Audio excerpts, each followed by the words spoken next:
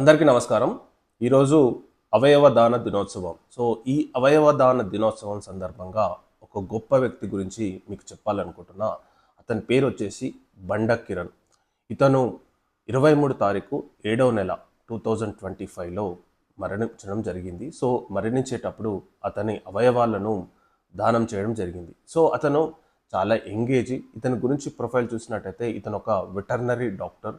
So ఇతని అధిక రక్తపోటు కారణంగా కొన్ని రోజులుగా ట్రీట్మెంట్ తీసుకోవడం జరుగుతుంది. కానీ దురదృష్టవశాత్తు అతను బ్రెయిన్ డెడ్ కావడం జరిగింది. బ్రెయిన్ డెడ్ అయిన తర్వాత వాళ్ళ ఫాదరు, వాళ్ళ కుటుంబ సభ్యులు జీవన్దాన్కు అతని అవయవాలను ఇవ్వడం జరిగింది.